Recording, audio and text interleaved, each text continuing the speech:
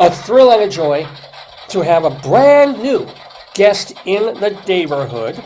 He is Jonathan Mandell. Well, let me admit him, and then I'll tell you about him.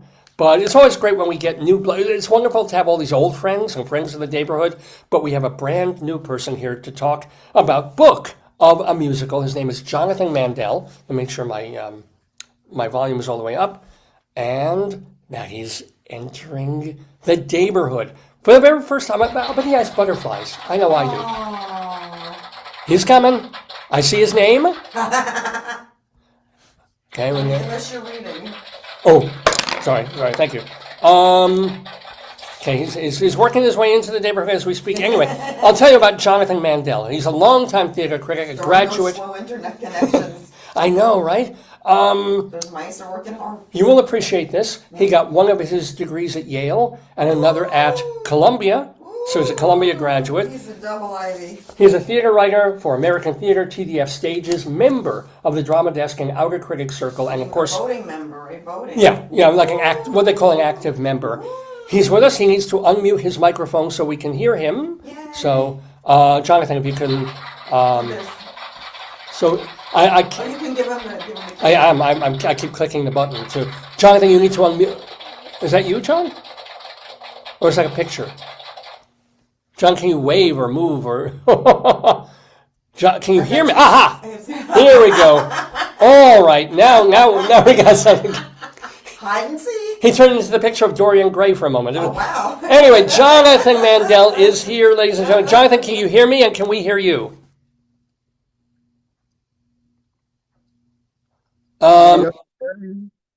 Hello, Jonathan Mandell. Welcome to the neighborhood. How you doing?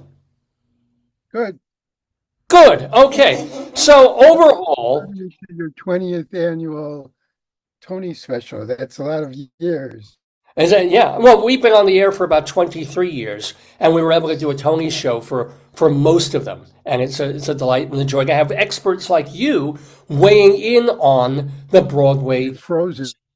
So are you. No. But keep talking because we can kind of hear you. Yeah. So if it doesn't go through, we'll have to cut the segment. But we're hoping it'll work. And even if you're a little frozen or I'm frozen, I'll ask you a question and I think your audio's okay.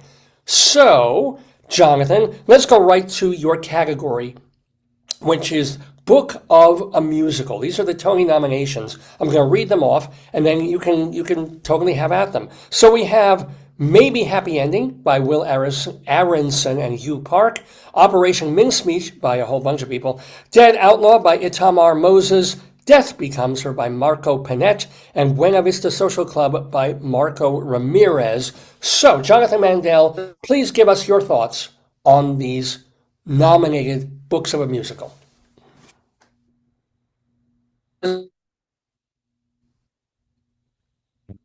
Is he a seal?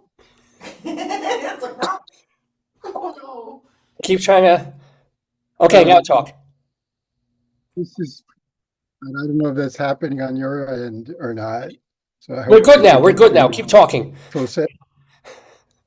The people you mentioned from Operation Mincemeat are part of a comic troupe from Britain called Split Lip. They both wrote the book and the songs and perform in it. So Keep talking. Boy.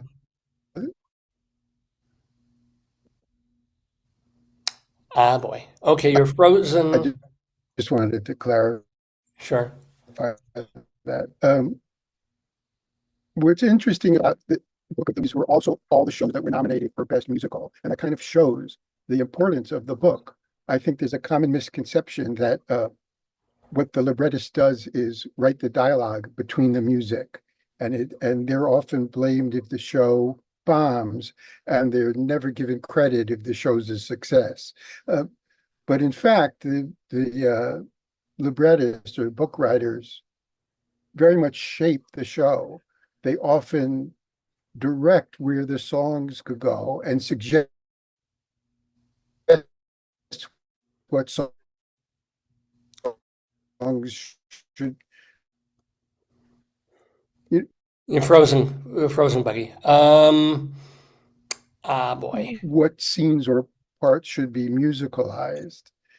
So it's an interesting, I don't know if I want to, this is a stretch or not, but it seems to be speaking to our cultural, if not our political moment, that 3 of the 5 musicals, both the ones nominated for Best Musical and the ones nominated for Best Book, focus on macabre subjects and make light of them. And 2 of those macabre subjects are actually true stories, and both of them involve corpses. That's Operation Mincemeat and Dead Outlaw. They're based on true stories. I can explain that quickly. The other 2, By the way, we're talking with Jonathan Mandell, who's in having. contrast, Mm. are personal stories with a kind of a certain amount of heart to them. And I'm wondering if there's sort of the 2 sides of how to respond to what's happening in America, if not the world now. And depending on who wins, it's which side, whether it's escapist or engagement, whether it's making light of the world or going deep inside personally, which is happening here, which will emerge as the primary response. This is maybe taking too much of Broadway shows, but it was just sort of interesting that there are these trends. To talk You're frozen, bro. about the individual ones, Jonathan, original story, Jonathan, written by I'm, 2 people who are also the component. yeah, Jonathan, Won most of yeah.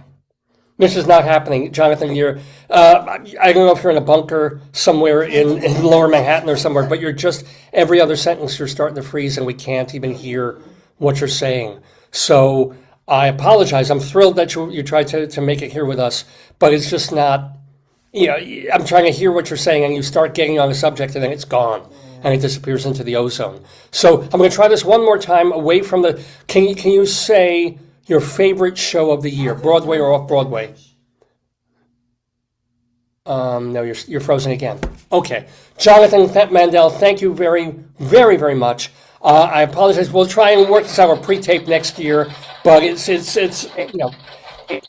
somehow the internet has not been. Oh, louder. Okay. you froze. I'm sorry, John. I'm so sorry. Thank you anyway. Okay, hold on. Participants move to waiting room. Waiting room. Okay. All right. So sorry. All right. So this is how this episode is going so far. We had one guest who never showed up, and another guest who showed up ready and willing and everything, and then technology just defeats us.